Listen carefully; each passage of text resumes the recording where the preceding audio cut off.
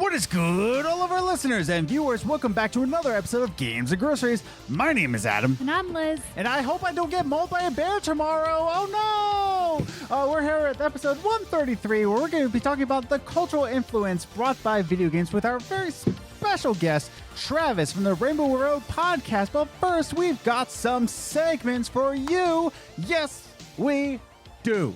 Oops, I clipped. Good job. Dang it. I was so close.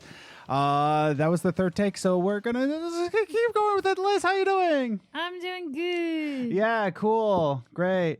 Why are you scared you're gonna get mauled by a bear? Well, like, anything can happen in life, you know? Especially this past year. Yeah, exactly. And this year's not off to a great start either. I mean, rednecks stormed the Capitol and got inside. Tomorrow I might be mauled by a bear in the restaurant that I work in. So it's possible. You never know. I could be saying, oh, party of 4? What's that? Party of 5? Your 5th is a bear? What? And That'd then actually be really interesting to see a bear at your restaurant. I would love to. And I'll be like, hey, we can't bring bears in. They'll be like, oh, it's actually a seeing eye bear. And I'll be like, okay, cool. Word. Yeah. Okay. So, yeah, we got a special guest here on the show. We got Travis, our good friend Travis. We've had him on the show before. Yep. Great delights. Super awesome. Yeah. So why don't we get the show started now? Okay. Yeah. So we got some announcements for you.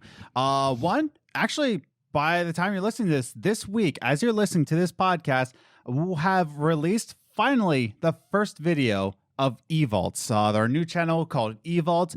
I will, well, I can't leave a description, it's something link description thing. Because it's not out yet. It's not out just yet, but yep, I will update you. Follow us on the social medias, but yes, we are releasing the first video. I'll be honest, it's not our best, but no. It's getting our feet wet in something that we want to do, something more creative. And we're very excited to finally release this thing. So, but you can be updated on our social media pages. You can check us out on Twitter at Gaming Groceries, or you can follow us individually. I'm at Ace the Grocer. And I'm at Journey First. And you can also follow us on Instagram, Games and Groceries, all one word, where you can see behind-the-scenes photos, some memes here and there if I decide to post them, and some questions I'll ask you about the show. Yeah. Wow. You can follow us on Twitter, Instagram, and even Facebook, and I'll ask you some questions that relate to the show that's going to be happening right now, and I want you involved in a discussion. But in terms of social media, you can also join our Discord group. There you go. Thank you, Adam. You can join our Discord. Link is in the description down below. I will also ask you the social media answers there. But it's a good time. We've got Andrew Orsi on there. We've got Travis, who was our guest. We've got Nikki over there. So it's a good time. It's a great Discord. So definitely check that out. Link in the description. Definitely join up and join in on the discussion. And you have to post a meme as soon as you get there. Go into the meme page. Post a meme. Thank you very much. No NSFW stuff. Okay? Cool. Great. I didn't post a meme. No, what? Hi? Huh? I never posted a meme. You'll be arrested later. Anyways, okay. We have a website, gamesandgroceries.com, where you can listen to all the podcasts from the website, as well as you can listen to all the podcasts from the audio. You know the deal. And then if you haven't yet, subscribe to the channel and leave the notification bell. Of course, if you like podcasts just like this is now a Games and Groceries podcast only. Podcast will be posted on this channel.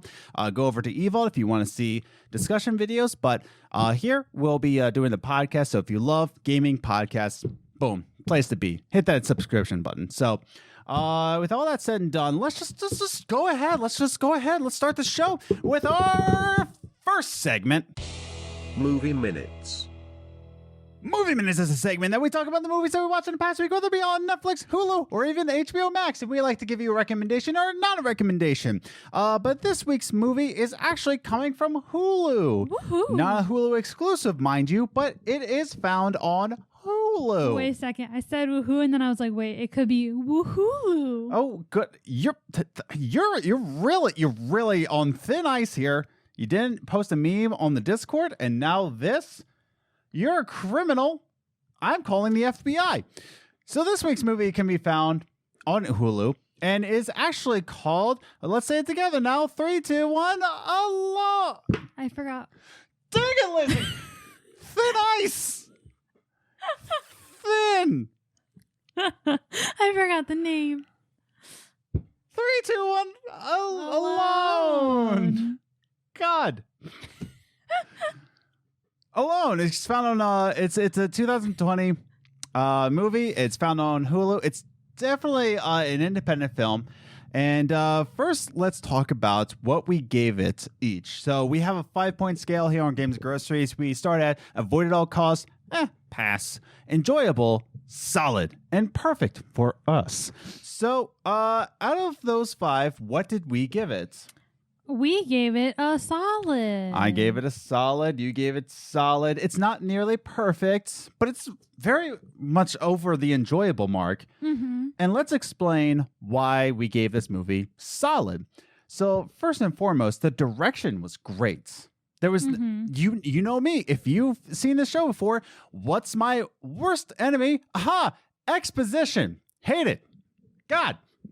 But yeah, I hate exposition. Hate it because it's just like, just set up the movie the way you want it to. Mm-hmm. And you got to see everything be set up with context, right? Yeah. The very first scene, it's her moving. It's with a U-Haul truck. And it's a very small U-Haul trailer. It's just the trailer. Yeah. And so you get to see like, okay, she's on her own now. She's moving away. Mm-hmm. You get to see other things. I'm not going to spoil anything because I want you to see this movie because I think it's solid. But there's different context within the movie that you get exposition from. Because here's the thing. Exposition is not a bad thing. It's blatant, like reading a story before the story starts. Yeah. Like, oh, let me catch you up on this thing. Mm-hmm. Star Wars did it best. Stop it. But yeah, what did you think about all that? The first. Yeah, just like the setup and everything. Did you understand what was going on then? I understood what was going on, but I was kind of like, I was just more of like, all right, where are we going with this? Like, I was more curious, like, yeah, when is dialogue going to start? Yeah. I actually found that very satisfying because, again, I don't like it when people catch me up on the story. Just tell your story. Let me. That's what was great about Underwater, because it had some exposition in there, just like kind of reading her thoughts here and there, but it wasn't, to the point of like, well, why are we here? Why Yeah. But yeah, they do explain it later. Yeah. But when it was first happening, I was like, okay, why are we doing this? Yeah. Can someone tell me what's happening? But I think the setup was to make sure that you know how alone this person is. Yeah. Because there's family troubles, right? There's moving to a different place. There's just the helplessness inside of her. All of that was just set up in context to make sure that you knew how alone this person is. Yeah. With the setup. And the whole setup, and it's probably in the trailers. We didn't watch it, but she's being followed by somebody who's, really creepy guy with a mustache. But yeah, Proving my point. Anyways, but yeah, so it's just a very creepy vibe to it. Yeah, it's more like eerie. Like the whole time you're waiting for something bad to happen. It sets that tone where you know something bad's gonna happen, but it's not like happening. So you're just sitting there like, yeah. Now is it now? And it's just very tense. And the other thing I liked about this is going to my second note here. Each act is actually, well, I at first I wrote this as acts because I thought it was broke up into 3 different acts. It's actually 5 different chapters, and and each scene, I should say, is broken up to chapters, and you get to see the road, the river, the rain, and it's all these things that it makes each set piece more dynamic and actually meaningful to the story because each chapter is set place on the chapter. Yeah. So I think it made each set more significant. And I like that. As the movie goes on, and by the way, it's an 1.5-hour film. Yeah. It's broken up into chapters. Yeah. It was that was different. Yeah. Did you like that at all? I'm pretty neutral on it. I don't like it or dislike it. Yeah, I thought it was just a clever way of telling a story. Yeah. Yeah. I enjoyed it, but ultimately, this movie, and this is my final thought, ultimately, this movie made you feel powerless in the right ways, and it made you feel powerful. It made you feel like this character in the movie. It actually made you feel as powerless as her. Yeah. But there was times, especially the end scene. This We're movie, just like, yeah. this movie, if anything, the end scene is just worth everything. Awesome. It was great. Even leading up to it, we're like, you're being stupid. Yeah. Don't do that. And then it happened. We're like, okay, you got this. Exactly. Yeah. It was a great movie. And I feel like it just made you feel for her. Yeah. Because of context, because of the silence of the music. It definitely used silence. Yes. And I felt like this movie really made you feel something. Now, we didn't give it perfect because there are some things about it where we're just like, that's the dumbest move. Why would you do that? Or how did she get away with that? How did she get away with that? It's some things that it's like, because movie was the way they got away with it. Yeah. And that's the thing. There are some conveniences here. Mm-hmm. I wouldn't call it contrived. It's just, because movie. Yeah. And I know that's the definition of contrived, but it's a different feel. But it just misses the mark of perfect for us. Yeah. For us.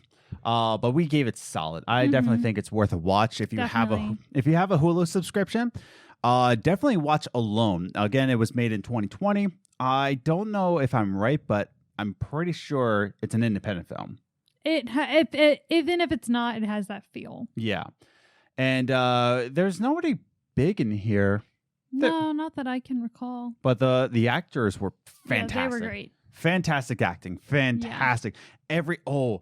I don't want to give it away, but there was one scene where it's just so creepy. It just made you like there's things where it makes your spine shiver. Yeah. The basement. Oh yeah. Oh, the acting is phenomenal. Oh yeah, here. that was. I don't even know how they got through that scene because I would have been like, no. Yeah, that's the thing. It's so good that I have to give a trigger warning. Yeah. About this movie. It's so good acting that I actually have to give you. If you're sensitive to sexual assaults, there is no raping in this movie. Yeah, there's no actual sexual assault. But if you are triggered by those things, then this isn't really a movie because they put it so... They make it very believable. Yeah. But again, it's called Alone. Definitely worth a watch. We think it's solid, but it's time to talk about some video game news. Mm-hmm. So let's just get into it. Let's finally get to our gaming news with our second segment. Top 3 Gaming News. The top 3 gaming news is the gaming news that we saw in the past week. We like to rank a 3, 2, 1 just to give you a condensed version of what's going on in the gaming industry. Hey, what's going on? What's that? Hey, Business Twins. No. Oh my God, Business Twins. So yeah, we got 3 gaming news that we want to give you. And first and foremost, it's great. It's kind of a little mixed bag here. Two gaming news in one post. Wow. Bethesda's making an Indiana Jones game. Wow. So there's 2 separate stories with this. This was kind of the first sign that the second story was about to happen. So I'm kind of like smushing them together, almost like cookie dough and brownie mix. Boom, smushed. Yes. So Bethesda came out saying that they're making an Indiana Jones game. They say it's a far way off. Don't be expecting it too much. But yeah, they're actually making it with Machine Games, who made the Wolfenstein. So if you like the modern Wolfenstein games, those are the people that made it. And it's being executive produced by Todd Howard. Oh. And they also Bethesda came out and said this Indiana Jones game will not affect the release dates of Elder Scrolls 6 or Starfield. Better not. Yeah. Todd Howard's fine. He's just making a grandeur idea for a sci-fi game. He's just executive producing an Indiana Jones game. He's just making the next Elder Scrolls. He's fine. He's fine. He's got this. He's got this. But I want to read this article quotes. All the articles are linked down below if you want to read them for yourself. But this article then says that while the details are slim, Disney says the game will tell a wholly original standalone tale set at the height of the career of the famed adventurer. Teaser video hints that the game will also take place in Rome. Oh, fancy. So this isn't going to be based on the Indiana Jones movies. It's like a continuation. It's a standalone tale. So it's the height of his career. So it might be after Indiana Jones 2, probably. Oh, okay, I got you. So yeah, it's at the height of his career, is what they're saying. It's a standalone. It's nothing really to do anything with the movies. Now, my one question is, I'm just like, oh, cool. Is Indiana Jones even relevant anymore? You know what I mean? Like it's like people know of it, but like people like they me. Just do a new movie. They're starting to do a movie. So I think that's what they're betting on.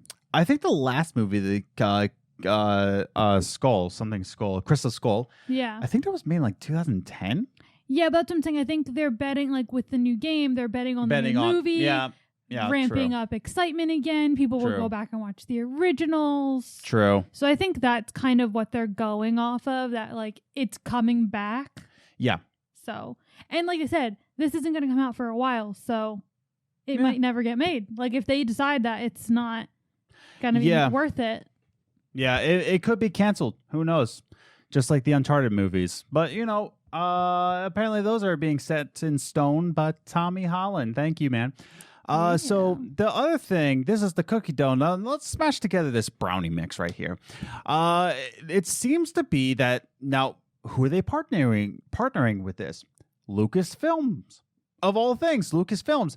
Oh, why are they going there instead of EA? It's because it seemed as if the Star Wars license, owned by LucasFilms, is actually being projected away from EA. And Ubisoft is now making an open world Star Wars game. That sounds fun. Absolutely. Absolutely. Assassin's Creed Star Wars. Cool. Oh, goodness gracious, no.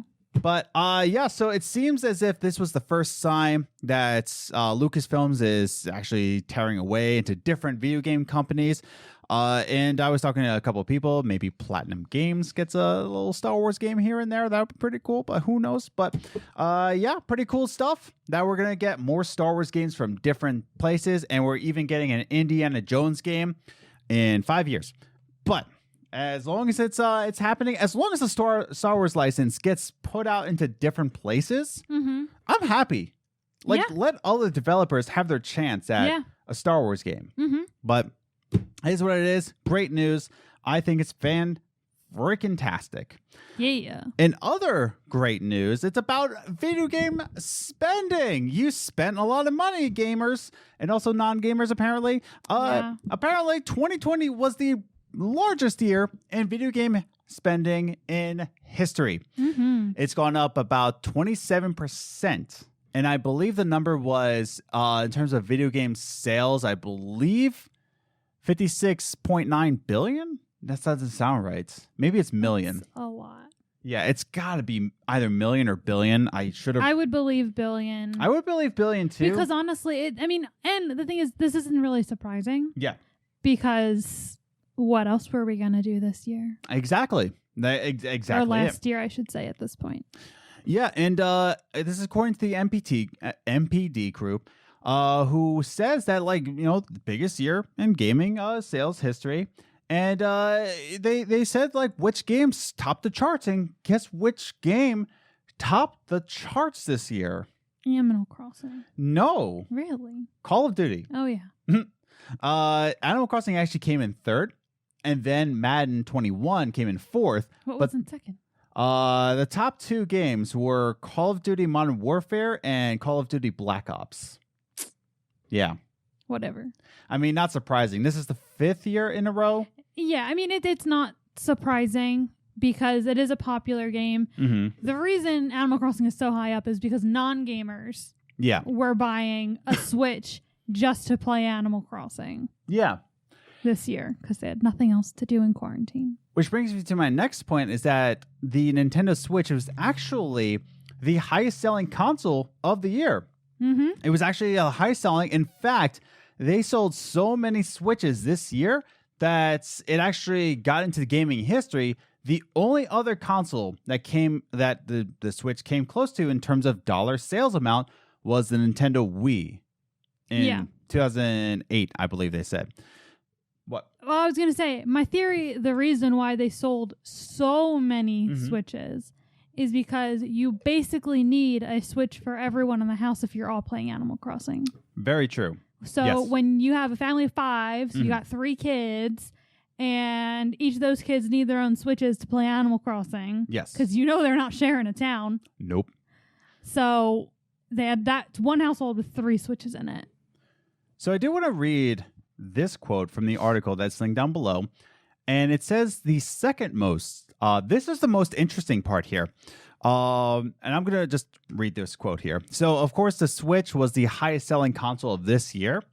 And then they say the hard to find PlayStation 5, meanwhile, came in second place in dollar sales, though it was outsold in sheer volume by its predecessor, the PlayStation 4. Notably, the least expensive version of the PlayStation 5 cost $400, and the most expensive version of the PlayStation 4 cost $400. So it was outsold in volume by its predecessor. And so they're saying in dollar sales amounts, the PlayStation 5 got more sales. And that's what they're saying is that the hard to find system. Now, I'm sure because of the scalpers, that number went up. Yeah. I'm sure like that got in second place because all the scalpers started to buy it. But at the same time, I wonder if the PlayStation 5 wasn't so hard to find, if scalpers didn't actually purchase them. I wonder if the PlayStation 5 would overtake the Switch, even though it came out in November. Yeah. And it's surprising that the second place came PlayStation 5 and it came out in November, and the Nintendo Switch had the entire year. Yeah. And PlayStation 5 still got in second place. So I wonder if, scalpers didn't exist in an ideal world. I wonder if PlayStation 5 would have overtaken the Switch in terms of sales. Maybe. But I guess we'll never know. But the country is now set up for the greatest gaming year of 2021 because everyone's got a Switch now. And everyone's still stuck at home. Everybody's still stuck at home. Everybody's used to buying video games, so the sales are still going up. So we're set up for the greatest gaming year of all time. It's just a matter of time. Let's just see what happens. So let's just wrap things up. I'm going to just quickly go through this because I want our guest to come on. And we've talked enough about CD Projekt Red. It's the number one gaming news. Oh, shocker. What happened? So many things. So I'm just going to breeze through this. I know it's the number one gaming news, but that's because Marcin Iwinski, if I said his name right, Marcin Iwinski, he's sorry, guys. Oh, it's so sorry. So he came out with a public apology video detailing that please do not blame the developers. The developers had nothing to do with this. It was Marcin as well as the board of directors. They actually made the decision to push the game forward. Now, in his apology video, he also states that, let me just make sure. Let me read the quote first. Because I was just about to bring this up. He was blaming also their ambition for the PC editions and didn't really focus on the consoles too much, even though that you're an experienced video game developer and you made this kind of oopsie. Yeah. Oops. So let me read this quote right here. In trying to explain the gap in quality between PC and console versions, Iwinski cites issues with trying to scale the game down to meet restrictions on older hardware, even though he started developing it in 2012. But, screw me then. Keep reading. We made it even more difficult for ourselves by first wanting to make the game look epic on PCs and adjusting it to consoles, especially old gens, Iwinski says. That was our core assumption, and things did not look super difficult at first. While we knew that the hardware gap, ultimately, time was proven that we underestimated the task. Oh, you think? He basically just said, oops. Oops, sorry. That's what he said. So, yes, Iwinski then just went on to say that, I'm sorry. This is our, DLC plans. This is our roadmap. We're going to give you the next-gen hardware update the second half of 2021. So if you're playing on PlayStation 5 or Xbox Series X, you're not going to get this kind of update, the next-gen hardware update, until the second half of 2021. So, oops. But yeah, so I love that quote right there saying that we tried to make it epic on PC and then downgrade it to consoles. that doesn't work. Yeah. And you're an experienced video game developer, but Like, you should know better. and that's the thing. If you want to make it epic on PC, just make it a PC exclusive. Yeah. Like, why not just do that then? Yeah. I Or know. take the time to make sure that they fit the systems. Yes. So it is what it is. It's disappointing, but at least he came out. He apologized publicly, and he said he's sorry. And he said, he didn't put his developers, he didn't put any of his team under the bus. He put himself under the bus. So bravo for him. But it's still just kind of like, oh, we underestimated the task, and it's just like you are a well-established video game developer, way too experienced. Yeah, this to be isn't doing this type of oopsie. They didn't just know about The Witcher 3, that also The Witcher 2, also The Witcher 1, also they run GOG, also they're CD Projekt Red, but they have experience in game development. And they made this kind of oopsie. It's just kind of like, it's unacceptable. It really is. You can't have this much experience and have this rookie of a move. Yeah. But it is what it is. Just wanted to breeze by that real quick. That Marcin, he's very sorry. They should call him Marsari. Yeah, so that's the top 3 gaming news that we have for you. The Bethesda is making an Indiana Jones game. What do you think about that? Write your thoughts in the comments down below. As well as Nintendo Switch was the top-selling console of 2020. Do you think that was great? I think it was great because we didn't buy it in 2020, but bought ours in 2019. What did we buy? Nintendo Switch. Yeah. So that's great. And also, Marcin, he's Marsari. What do you think about that? Write your thoughts in the comments down below. Also, join us on Discord. You can also chat with us there. Chat with us about the top 3 gaming news there. But it's time to bring on our guest. It's time. Let's bring him on. I'm so excited. Okay. So let's bring him on. It's Travis from the Rainbow Road podcast. He's a fantastic guy. Really, really great guy. Cannot stress that enough. If you don't know what Rainbow Road podcast is, I'll let him explain a little bit more. But he tries to bring together all creators from the LGBTQ plus community and share their thoughts about video games there. But I want him to explain some more. So let's just bring him on. I'm so excited. Let's bring on Travis from the Rainbow Road podcast. Woo-hoo! All right, everybody, we are back with our very special guest, the king of gaming. I know I said that with other people, but the king of Canada. It's Travis from the Rainbow Road podcast. Woo! Hello, Travis. What's it like to be king of Canada?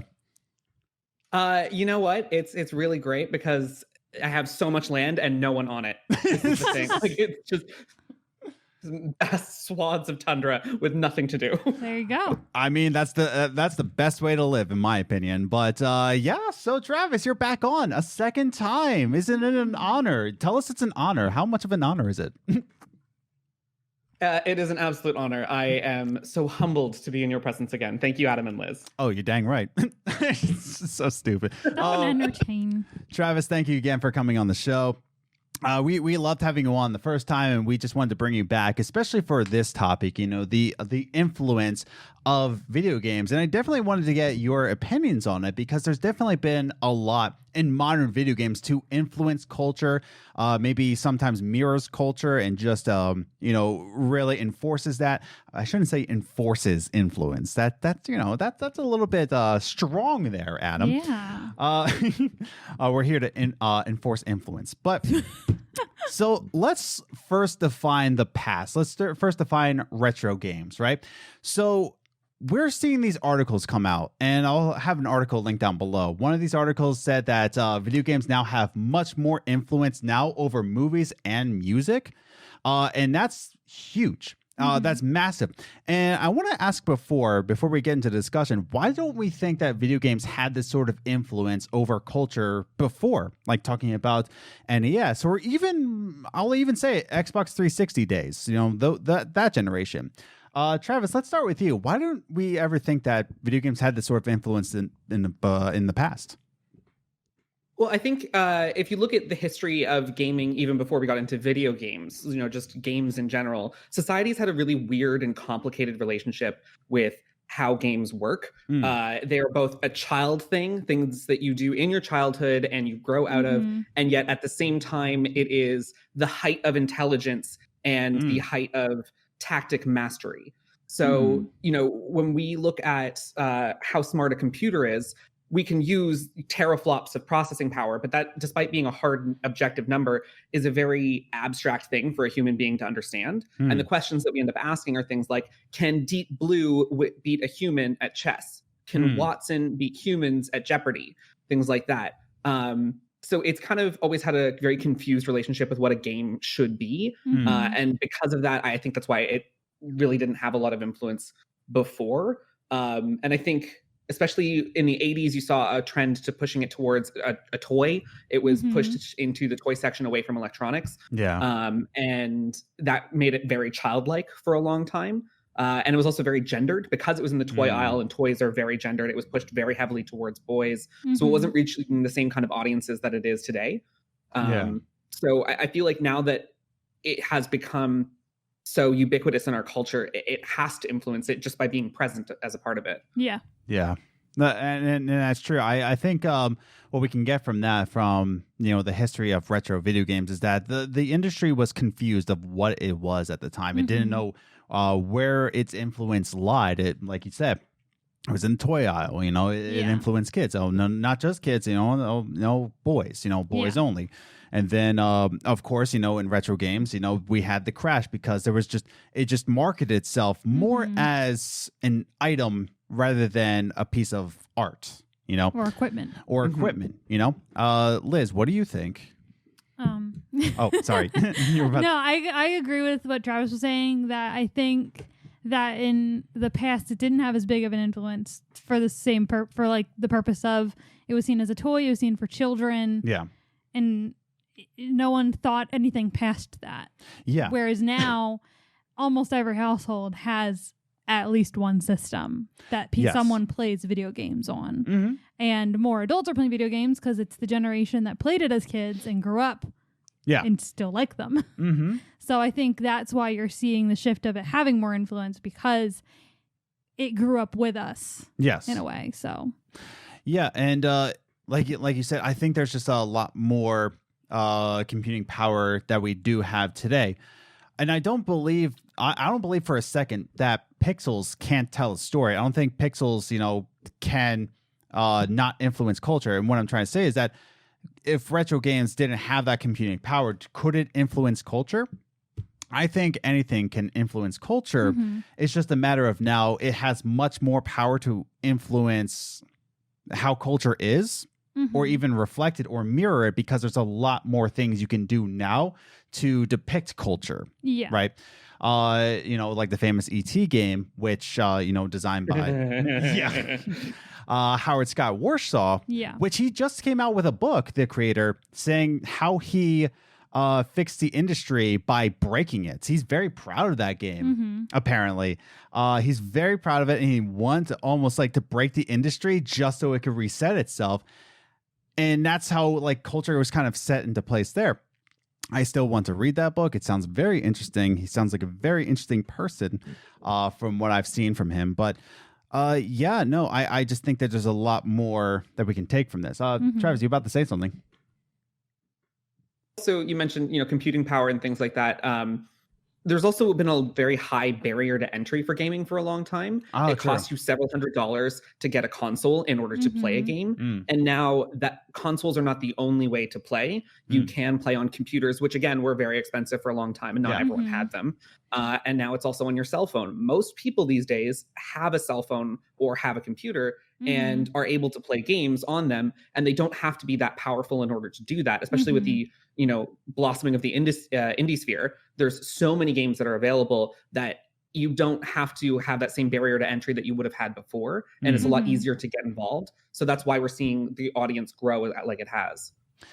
Yeah, and that's true. And, I think Blizzard put it best by saying, don't you all have phones? And I think that's true, though. And I think that's why Blizzard decided to go with, I think it was Diablo Immortal.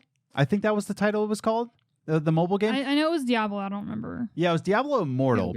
And it went to mobile games, and they actually said, "Don't you have phones?" And he made a good point, memeable as it was. He made a great point by saying that we're reaching out to you. You get a game. Yeah. Might not be the game you want, but guess what? Don't you all have phones? And they could reach into pockets and yes. Yeah. Boom. And like what you said, Travis, there's much more access to gaming right now. I've played a little bit of xCloud even with my Xbox Game Pass, and I was just telling you, like, I'm playing Siege on my phone. Like, I never thought that could happen ever. Like, if you told 13-year-old self you're going to play a multiplayer shooter game on your phone, I would be like, that's whack. I remember just having fun playing whatever game came on my mom's like Nokia. I like the snake and I don't even remember what it was. Yeah. I just remember like asking my mom like, "Oh, can I play a game on your phone?" And it was like just like black pixels on the screen. And I remember playing Tetris on my flip phone. Yes, Tetris. Yes. And it was like that was like super cool. Yeah, exactly. And then I had another one. It was I think it was like my last one before a smartphone. Yeah. It could read when I was turning it, and it was like a game like that where it's like I could like like move the whatever I was had like flying. a gyroscope in it. Yeah. So I was like, this is awesome. And that's the thing. There's so much more access to it. Now that kind of brings me to my second question here. When we're talking about influence in games, like now that we know, like there is a much higher access to gaming. It can be on your phone. It can be on your Switch. It can be on your console, your PC. There's so much access to gaming. And we just talked about that in the top 3 gaming news, that this was the highest year for video game buying in history. Everybody's got consoles now, most of them Switches, but still gaming. Now that we know that video games have more influence than music and movies, speaking as, what the article speaks, do we actually feel that video games are the best way to spread this kind of influence? And let me set this question up with another setup. When we're talking about influence of music, movies, right? I believe that, in the early 2000s, music played a huge part in defining culture. I'm talking My Chemical Romance. I'm talking about Red Jumpsuit Apparatus. I'm talking about Tupac. I know he's the 90s. But that's the thing, is that music played a huge role in defining what the culture was. And now we're starting to see that shift from music into video games. Video games are now shifting the culture into defining what a generation is. So again, I'm going to ask it again. Do we feel like video games are the best way to start that influence? And Travis, when we were talking off camera, who had asked me, again, pulling back the curtain, I give you talking points ahead of time because responsibilities. But Travis, you were talking to me about are video games, are you talking about video games the portal to influence, or are they best role models? So let's go on both points here. Travis, what were your thoughts when you were thinking about this? Well, I think it really depends on how a video game is used, because I mean, we were talking about like Tetris for a second ago, and that still is a video game. Yes. It doesn't necessarily have a lot to say as much as other games do, but it is a part of the art. It is part of the culture. And as games have become more complex, they've been able to tell more complex stories. Yes. And we've been able to do different things with them. And I think it's something that our culture hasn't really reckoned with, because even with the advance of every medium before this, they've all been passive mediums. Yes. People said that radio was going to replace live music. They said that television was going to replace film, which was going to replace live theater. All of these things always said that they were going to erase it, and yet we still had them present in part of our culture. And I don't think video games will erase cinema or music, but they're very different in that they're an interactive medium. Yes. The fact that you have to take the role of the protagonist and have to control at least some part of the story. It doesn't necessarily need to be Mass Effect, where it's huge, far-reaching consequences for a galaxy. It can just be, am I running left or right? Yeah. But you're still part of that, and you are projecting part of yourself onto that character and vice versa. And because of that, interactive storytelling has such a powerful effect on us. The amount of empathy it can garner out of us is really wonderful, and you can do so many creative things with it. But I feel like at the same time, it does carry with it a certain responsibility and danger that you could get people to believe certain things or think certain things because of it. Now, I'm not trying to say that video games cause violence. That's not the argument I'm trying to make. I know there are plenty of studies that show that that's clearly not the case. Yeah. But it can affect your worldview. It can affect your lens that you look at things through. And I worry, not so much about Mortal Kombat and Doom being violent and dangerous for children, because I don't think they're going to go ripping off demons' heads looking for coins. Not as worried about that. Yeah. Do I worry about something like Call of Juarez, the Cartel, showing how we demonize minorities and things like that, and glorify law enforcement to commit certain dangerous acts? That's dropped a headphone. I do think that is something for concern. So it's not that video games are automatically better or automatically worse than other mediums, but they hold a different place in our hearts, and they have a different ability to affect us. So I think we have to be very careful and deliberate about the choices we make when we craft these games. Yeah, and the one thing you were talking about, almost like a learning experience, right? Very first game that I thought of was Tell Me Why.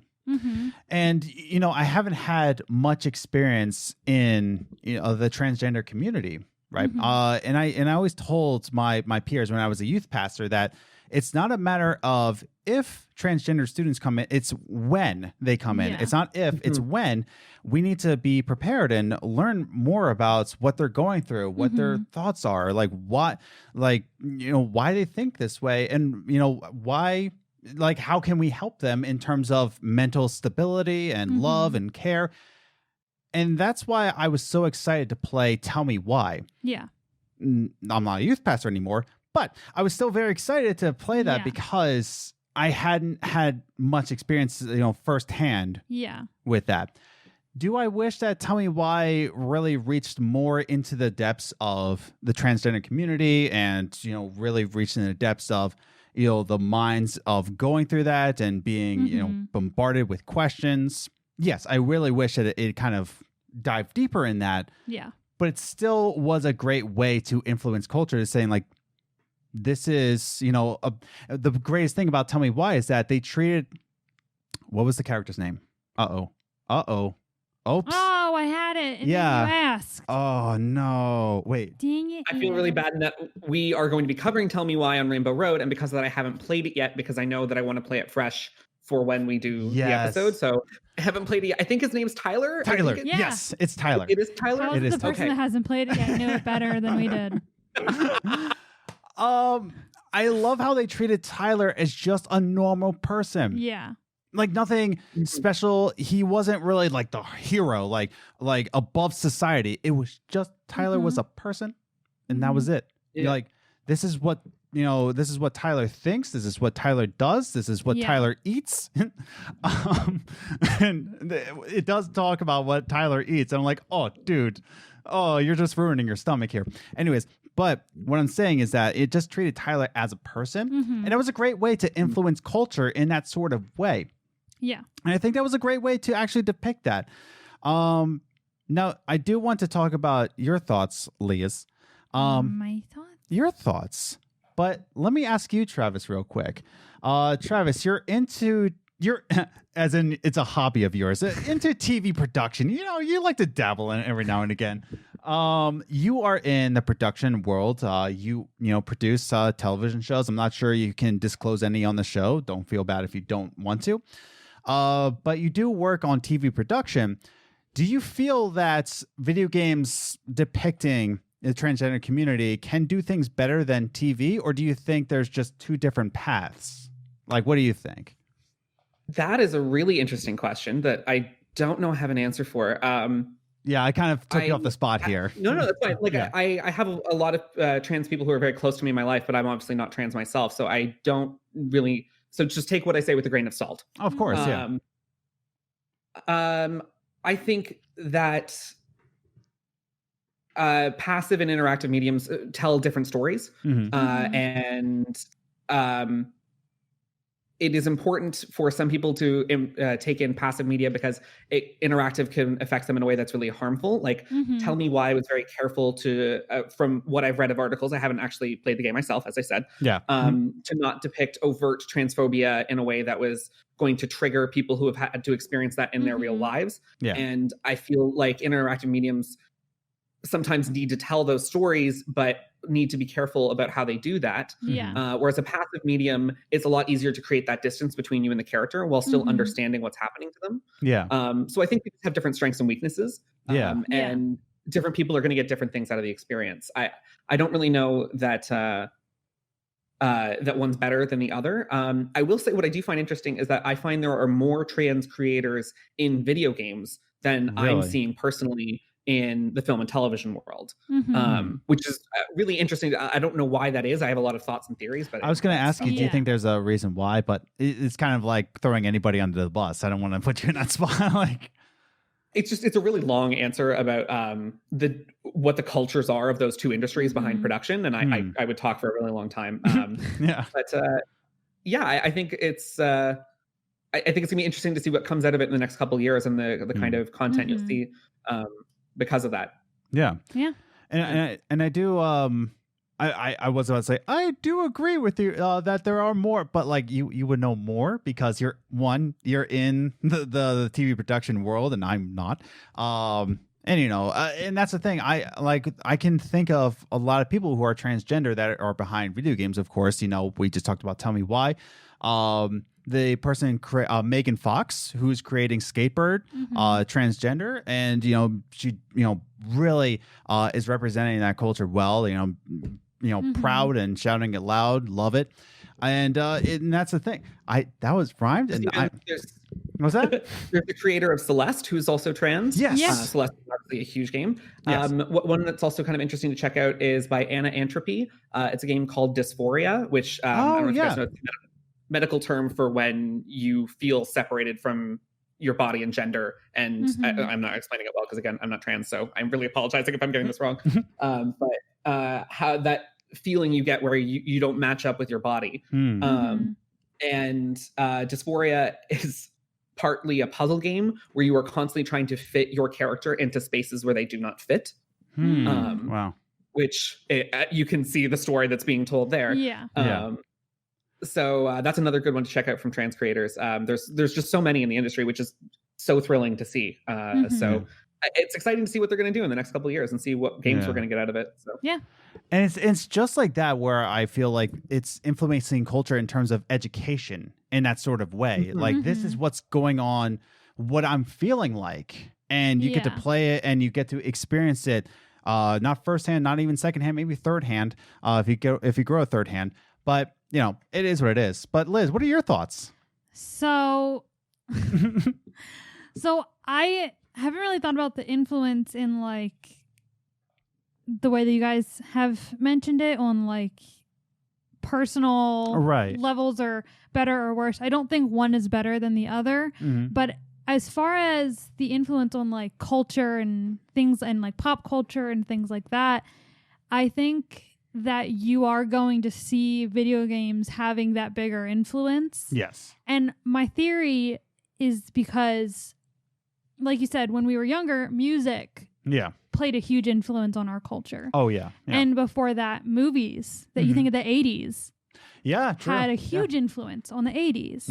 Or movies did. And I think video games, and I think the reason for that is that every once in a while, someone's going to think of a new thing. And so video games are a new way of telling stories.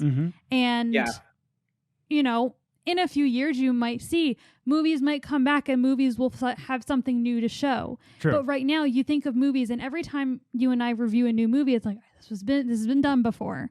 We've seen this. We've done this.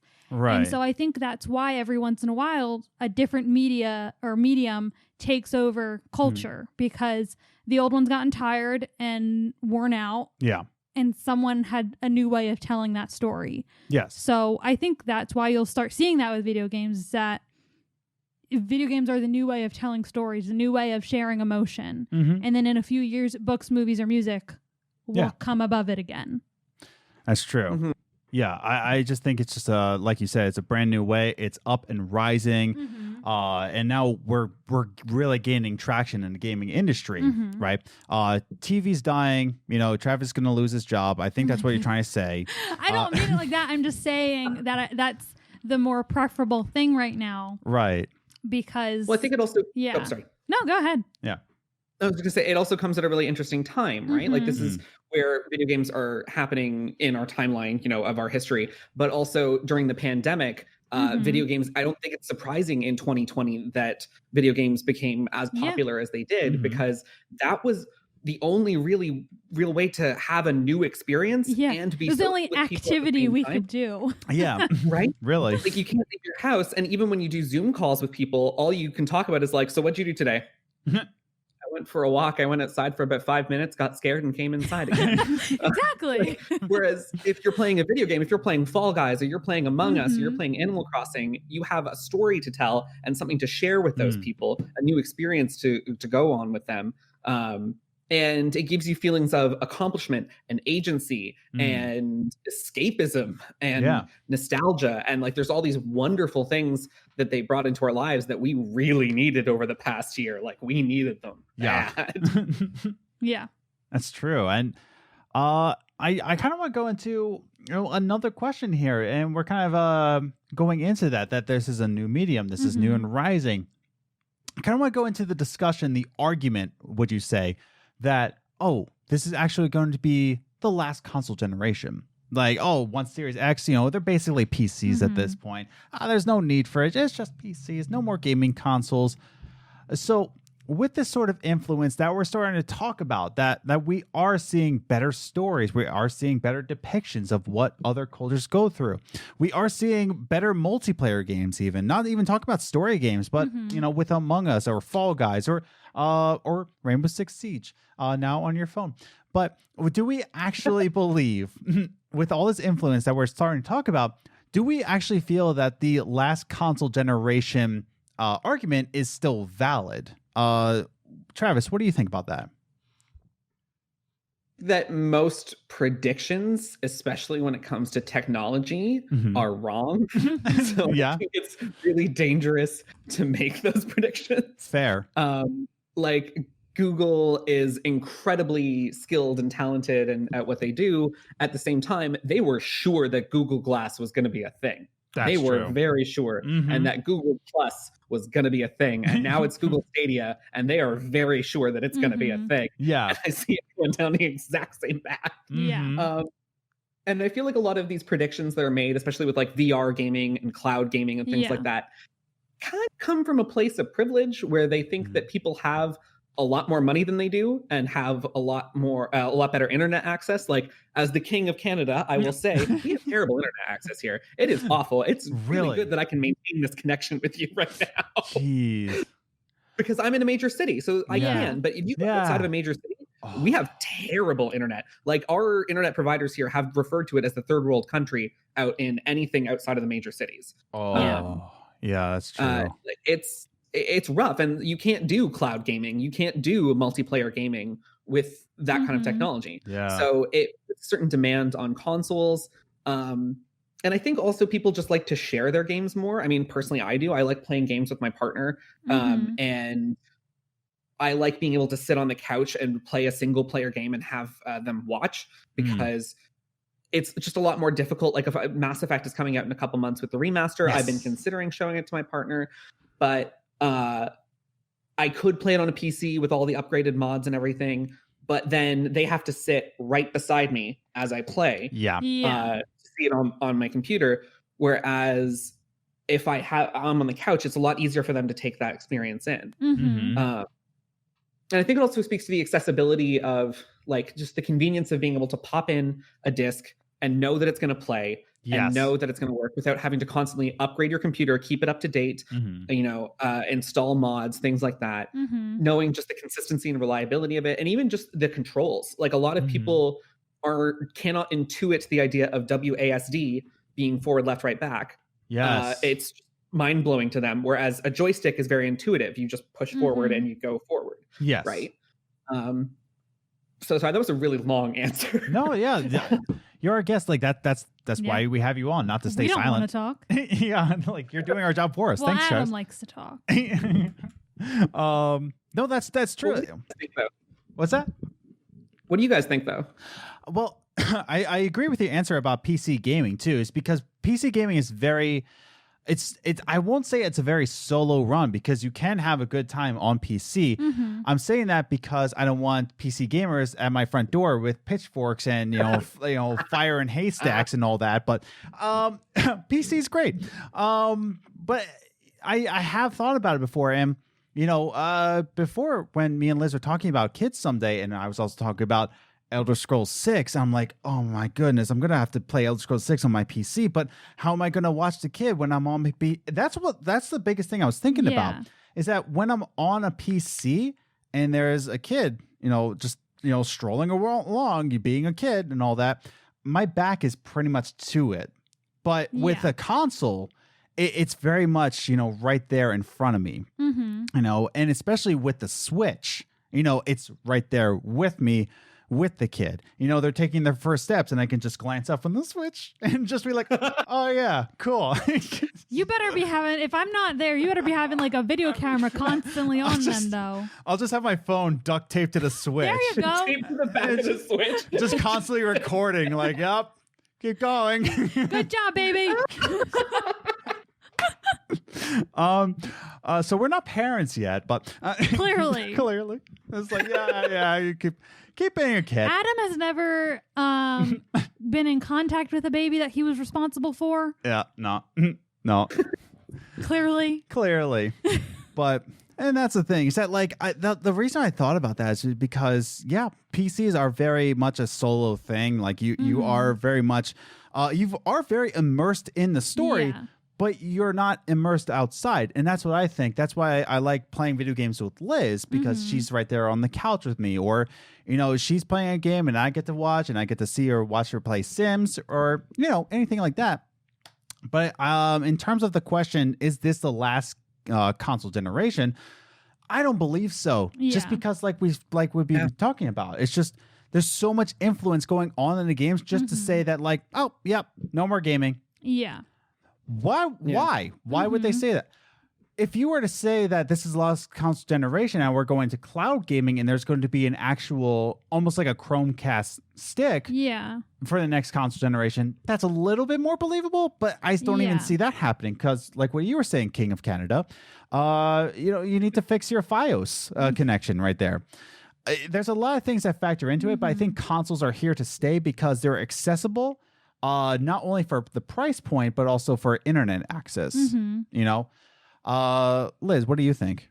So I agree with both of you. Yes. Mostly because it's like what Travis was saying, that every time we try and predict technology, it goes above and beyond. It goes way past what we thought it was going to be. Yes. And same thing with what you said, where it's not fully accessible yet. So I kind of like putting them together is that you can't predict it.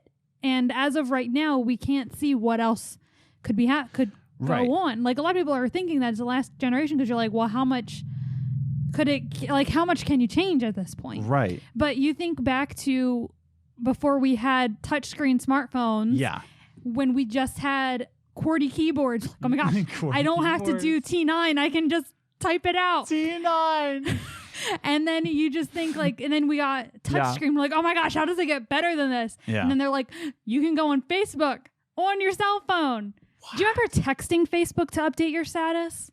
Oh yeah, I do. And it couldn't get better. Yeah. And you just think like back to then, you thinking like, oh, this is awesome, and you can't even imagine what we can do today, on our phones now. And I still love the joke of when teachers used to say to us, like, you're not going to have a calculator with you all the time. It's like, ha, yes, gotcha. I do. Boom. Got him. But yeah, so you can't predict technology. So I don't even want to try and guess what another generation would look like or if we'll have another generation. And going back to my first answer of you're going to have someone who's going to do something more. At one point, once video games have passed their culture influence, it'll come back eventually, and they're gonna have their second round of influence, and it's gonna be because someone thought of a new way of doing it. Yes. So I don't think it's ever going to be done. Yep, logic is going to come back to the music scene, and everything will be right in the world. But Okay. Travis, what were you about to say? There's a quote by Henry Ford, the man who made the automobile, Yes. designed the automobile, and what he had said was, if I had asked people what they'd wanted, they would have said faster horses. Yeah. And True. it's this idea of innovation of we can't see what's coming next because that's what it will make it so popular. That's what's going to make it so industry changing. The fact that we can't process or think of it yet. Yeah. So that's why predicting these things is so hard. Mhm. Yes, very true. The only person who can predict it is the person who's making the next thing. Ooh, got him. Boom, mind blown. Lizzie, 2021, quote here. So in terms of quotes, let's segue into one of our favorite segments, social media answers. Was I supposed to say that with you? Yeah. Okay. 3, 2, 1. Social. Social. I did it, Adam. I Thank did. you. He did. Social media answers. I don't like doing things in unison. What? It's That's what a marriage is. No, not like that. Do you remember trying to get me to say talkie time? That's what you're going to get right But now. marriage, anyways, social media answers. I'm just picturing you both up on the altar being like, okay, we're going to do, I do. All right. I do. 1, 2, 3. I do. No. Okay. We got to do it again. We got to do it again. Just 3 hours later, it's like everybody's just like Liz is still refusing to say it. and we got married in the middle of July in a church with no air conditioning. So everybody was like, "Come on, dude." No one would have been hotter than me. I was in a ball gown. I still win. Social media answers. So, I asked you on Twitter, Instagram, Facebook, and even the Discord. Woohoo! Join our Discord. Travis is in it. Travis, it's great, right? It's great. No, you guys totally should join. Yeah, thank you. Thank you, Travis. There we go. Even the King of Canada says so himself. So I asked you on all these places, how do you feel modern video games have influenced culture? And first we have on Instagram, Volt Supreme, who says, I'm not sure. I feel like video games follow culture. Maybe there's some nostalgia related to older games that had influence on modern culture. Haha, maybe I shouldn't have commented, and he gave the pizza sign. But yeah, and his first point saying, like, I feel like video games follow culture. And there's an interesting voice cracked. My goodness. I think there's an interesting point to say from that video games follow culture. And what do I say on this podcast all the time? That video games are an art form, and what does art do? It mirrors what culture is. And that's, why I believe that art is still a piece of history, because it's mirroring culture. Now, with that said, I think there's a good way to think about that if they do follow culture, it's a great way to reflect what's happening in culture for somebody who's not in the know of what's happening right now. Say, for example, again, tell me why. Like, this is what's happening in this world. It's a great way to depict that. It may follow culture, but at least it's a great way to get updated about it. Forget Fox News, play your Xbox. But Travis, what do you think about that? I did think that's definitely true. Like, my partner and I are watching Battlestar Galactica right now. Nice. And it is so reflective of North American culture after 9/11, because that is the time at which it was made. And they're talking about, terrorist bombers and things like that. But there was an interesting part where, what exactly happened? There was an accident on the ship, and they decide to open up a special investigation to look at what happened. And they end up politically shutting down the investigation because they don't want a witch hunt, and they don't want people accusing each other and this going all awry, which during a post 9/11, immediately era made a lot of sense, because that's a lot of the fear and hysteria that was going around of who can we trust, who can we trust, who can we trust. Yeah. In a Trump world, looking at shutting down a special investigation into a crime because these people have too much power to be investigating us, it's a little different. I'm not saying that makes it a bad show or anything. It's still great, but like you said, it mirrors culture in a very specific time. And as culture changes and shifts, so is the media that's being made and how you're going to be looking at it. Yeah, there's been a lot of times where me and Adam will go back and watch like an old show or an old movie, and something will happen. We're like, oh, that wouldn't fly today. Yeah. There's no way you'd get that approved today. Yeah, I'm trying to think of like one thing that we were thinking about. I was like, oh, that would even not. just like like jokes to women. Yes. Like certain things. I'm like, you can't say that on TV today. Yeah, you can't do that. That dude. would Yeah. not work. Yeah, very much a very boomer humor, as we would like to call it nowadays. But yeah, and that's the thing. There are some things that it's great that it reflects culture, and it's just a great way to dissect culture, I guess you Yeah. can say.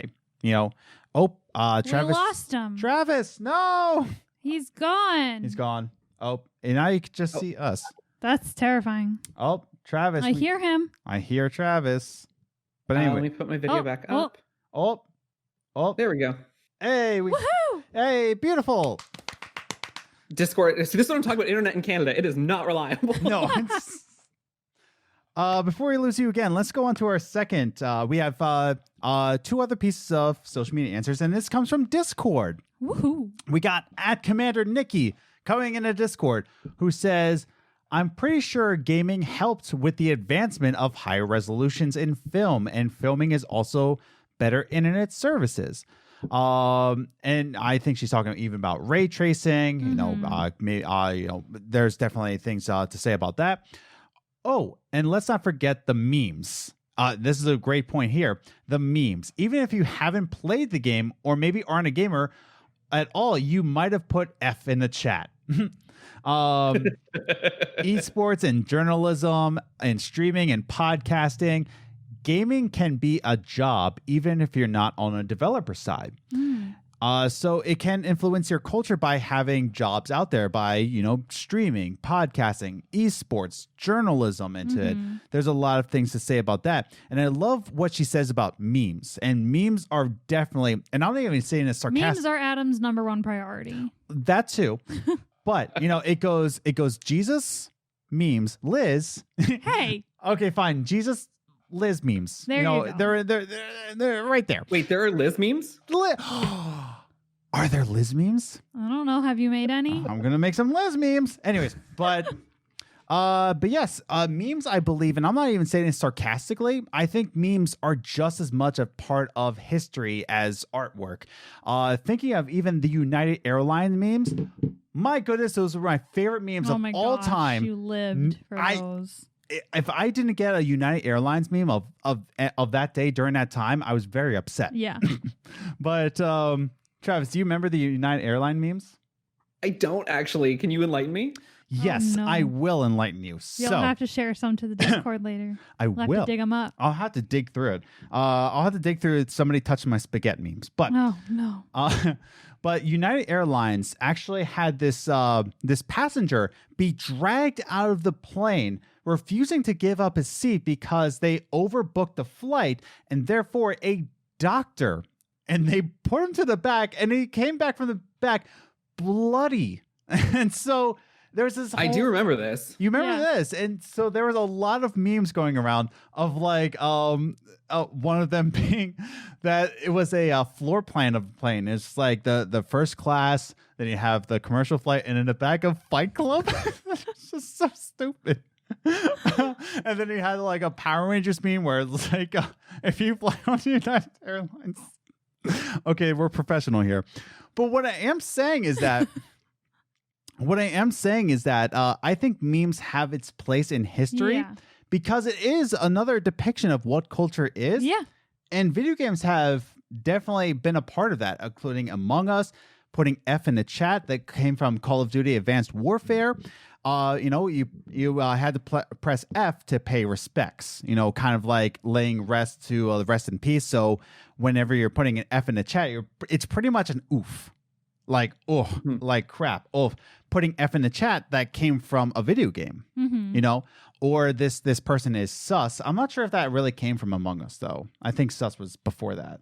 That was actually from AAVE, like Black culture, where that came from originally. But then through certain streamers, that became popular, and then obviously blew up to the wider cultural understanding of like sus. Yes. So, and that's the thing. I think video games have its place in culture by developing memes, like, you know, content for memes. Travis, what do you think about all that? Are you interested in looking up United Airlines memes? well, now I am. Yeah. I actually want to jump back to something else Nikki had said, because at least I feel like I know what I'm talking about with that one when it comes to filmmaking. Okay. So it actually is having an impact on filmmaking. The way that we do all the CGI in our films is now starting to be influenced by video game creation. People are using Unreal Engine, like Lion King, for instance, the newest Disney live action remake. It was not a live action. Yeah. No, yeah. Not live action. That was done with Unreal Engine. Wow. And 1917, that film, Sam Mendes, the director, talked about his inspiration for the cinematography was from Red Dead Redemption, watching his kids play it. And that's why the camera angle is behind in a third person perspective, just up a bit to above and to the side. So it feels like a video game. And it's amazing how it has influenced culture, and it keeps going sort of back and forth. And I feel like The Hobbit, for instance, never would have attempted a higher frame rate if it weren't for the video game community. I don't think they would have even bothered trying to make that work. But I think it's people liking the higher frame rate in video games that's caused that. That's caused the default of, do you guys know what motion smoothing is on TVs? Yes. Yeah. So like that has, at least in the film world where I come from, that has become this huge debate of like, should motion smoothing even be allowed on TVs? And I don't think that would even have happened in the first place, again, if it weren't for video games, because it's just essentially upping the frame rate of something. Yeah. I know Tom Cruise is not a fan of motion smoothness. Most people in the film world are not. It's mostly those of us in the gamer world that find it interesting. I just find it intriguing. My partner is a cinematographer and hates it. Just hates that it exists. Well, that's good to know. And that's the thing is that, like you said, it really came from gamer culture. You know, it influenced the way films are made. That's really interesting. Yeah. Liz, any thoughts before I move on to the last piece of social media answers? Nope, because I don't remember like the main statement that we're talking about. I'll just move on to the third one. Okay. How do you feel modern video games have influenced culture? And finally, we have from Twofer, and then we'll go into closing thoughts here. Twofer has to say, I think it goes both ways. I really do believe that they have been very helpful for millions of people during quarantines and just everything going on, having an escape.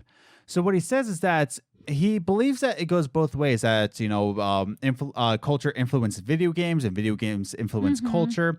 It can go either way, especially in the time of quarantine. Oh, yeah. That we make our own culture from video games because we're all stuck inside.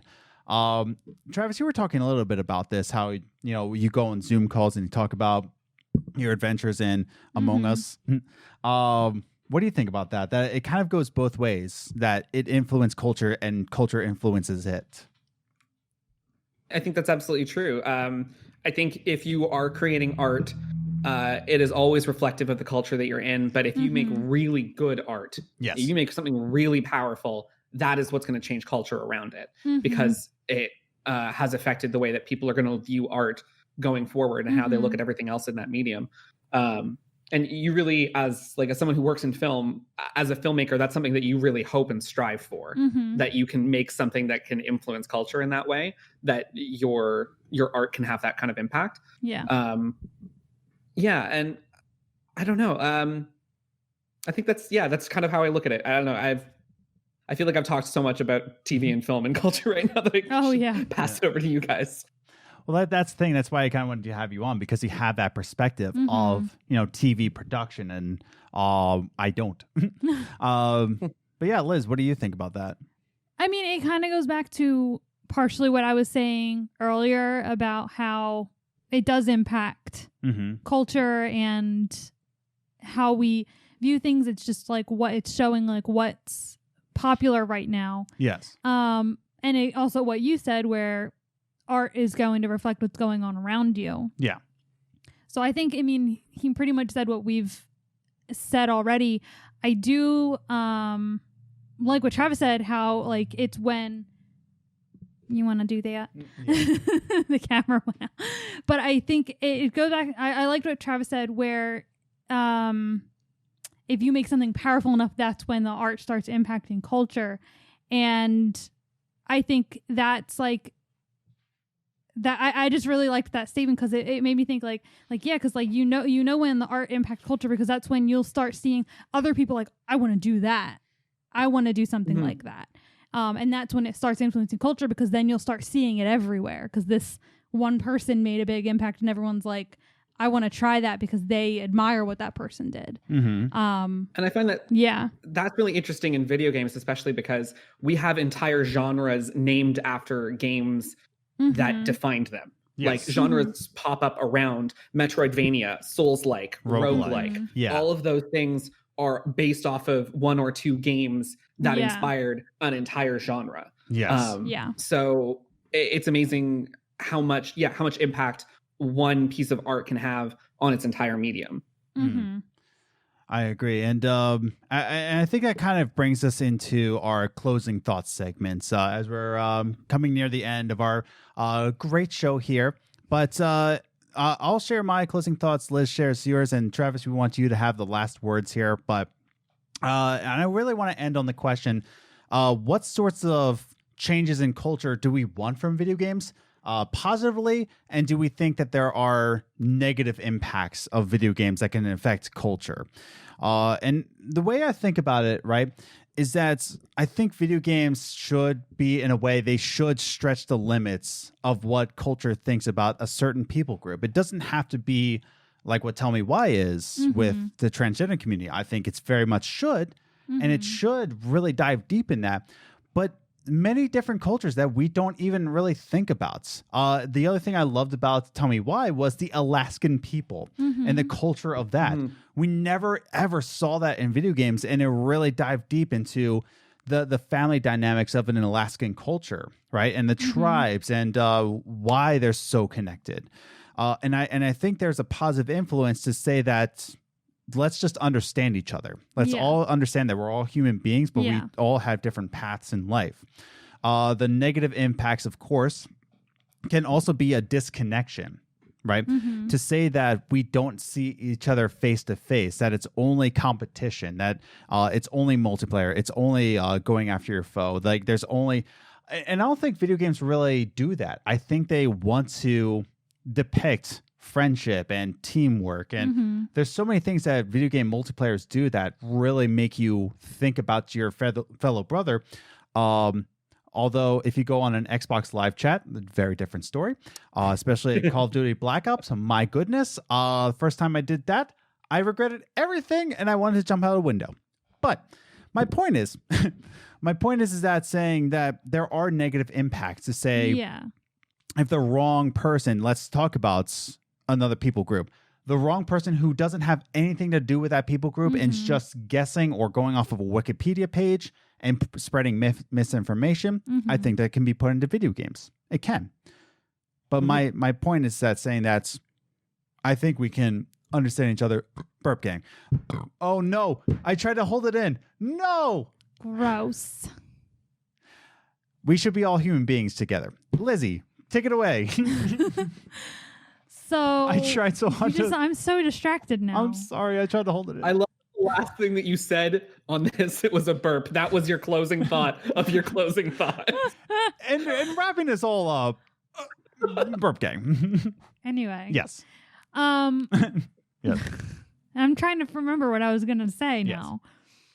I did want to say, you brought up Tell Me Why and like learning about the Clinket culture. I actually, that impacted an everyday life thing. You know how Google does like those like spotlight things, like when you sign on, like when you're doing a search, they have like a this person day and they design it after that and everything. Yes. So there was one day, there was a person, I'm like, oh, who's this? And I clicked on it and they said that, I don't remember her name or anything she did. Wow. But I'm just saying, I remember it's like part of this tribe or something like that. And I was sounding, I was like, I think that's Clinket. I was like, oh my gosh, Clinket. Yeah. And I was like, Alaskan.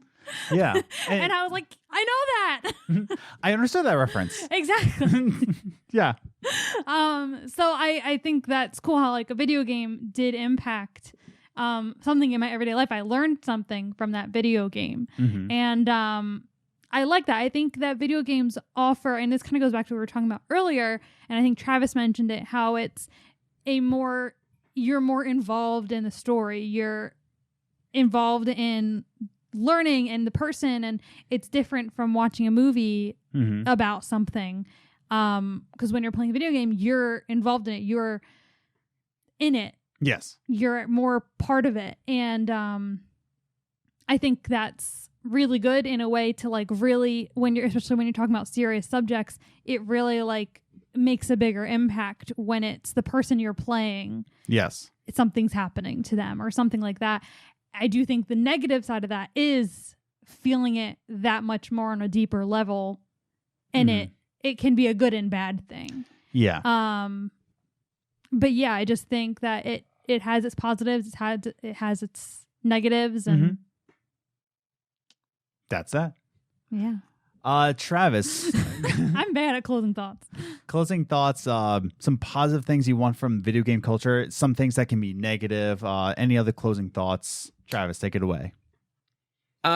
So one of the things I want to jump on really quick is because you had mentioned not getting to see a lot of the Alaskan culture and stuff like that. And actually, there is a really great game you guys might want to check out because it's a 2-player co-op, so you might get to play it together. It's called Never Alone. Oh, yes. It's about a young Inuit girl and her Arctic fox. I think it's Arctic fox. Her animal companion. And you two are like platforming and solving puzzles together, and you learn about their culture and all of the collectibles that you unlock. All of those collectibles unlock videos that describe things about their culture. It was made by those Inuit people, or Inupiat. I might have gotten that wrong. Yeah. But even still, we still really enjoyed playing it, and we really enjoyed learning about it. And that was just a really cool experience for us. Having said that, what do I want to see from video games in the future? What do I want to see? I want to see more diverse stories being told, and I want to see more ways of telling them. I love combat in games. I love the skill that it requires, but I also want to see things outside of combat. I love games that are challenging me to find other solutions to my problems, like Undertale or like certain RPG games or things like that. I really like that there's different ways to go about it. Prey is a game that I really loved because it's an immersive sim, and they had a lot of choices for how to solve problems, and some of them were shoot the thing, but some of them were completely off the wall ways of getting to your goal, which I really liked and really found interesting. The danger that it poses, I would go back to something that you had said, Adam, of what's getting to experience something that is not your own is very cool and very fun, but trying to tell a story that is not your own is very dangerous. And not involving people from those communities if you want to tell a diverse story. It's not something that's inherently evil to want to tell that story. It's just, it's dangerous because you could have misconceptions about who they are as people, and what they want their stories to be. So I just worry about that. For instance, Cyberpunk, for instance, did not handle its trans issues very well, did not handle certain race issues very well with their characters. And I don't think that makes Cyberpunk a bad game. I don't think it makes those developers evil, but that's a blind spot for them that they could have focused on a bit more. Yeah. But they also had a lot of other problems to deal with. So I can't be that hard on them right now. One drop in the ocean. Yeah. Yeah, really. Yeah. So yeah, I just, that's what I want to see, more diverse stories and more diverse ways of telling stories as well. And I think we're going to see that because we were seeing it more and more with every passing year. So that's why I love this medium, and that's why I'm so excited to play more. Yeah, exactly. And before we close out the show here, speaking of diversity, speaking of spreading positivity, speaking of telling stories of your own, I want to talk a little bit about Rainbow Road Podcast. Woo-hoo. Oh, it's the podcast that Travis does, and he's going to talk about it because I forced him to. Okay, Travis, take it away. So I do want to roll the red carpet. Where can we find Rainbow Road? What's it about? Any other projects that we should be looking out for in the horizon? Take it away. Red carpet, you plug anything that you want. Sure.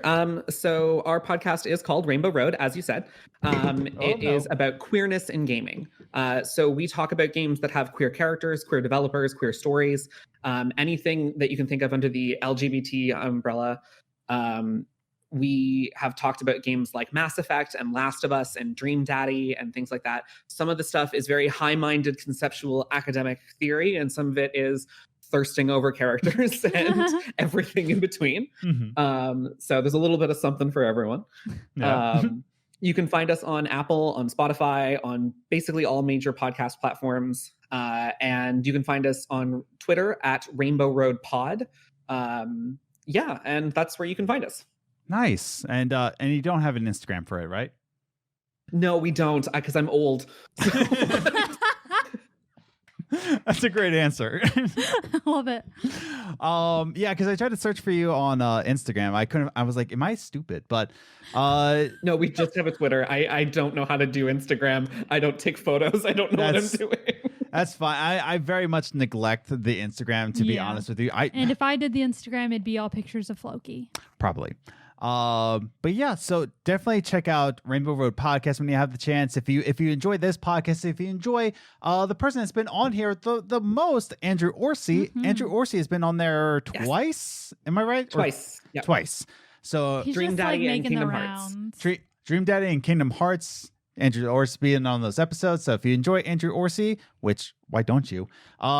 Check out that. Who doesn't? Yeah, I was gonna say they can't be fans of this podcast and not like Andrew Orsi because he's on here all the time. I know. So really. But yeah, Travis, again, thanks for coming on. It was really a blast, and thank you for sharing your insights into TV production here. Thank you so much for having me on. No problem. And with all that said and done, we want to thank you again for watching and listening to this week's What's Up? I was turning into the camera. Oh. Doing my job. Oh, okay. Fair enough. Goodness gracious. Thank you again for listening to this week's Games and Groceries podcast. You can, of course, find us on Twitter at Gaming Groceries, or you can follow us on Instagram, Games and Groceries, all one word. We have an Instagram. We're also old. I'm young. I'm only 27. Yikes. I'm 30. But you can find us on Facebook. And also join the Discord. I've said it 3 times at this point. Join the Discord. Do it now. Link in the description down below. Join us. Travis is on there if you want to, rant with us a little bit.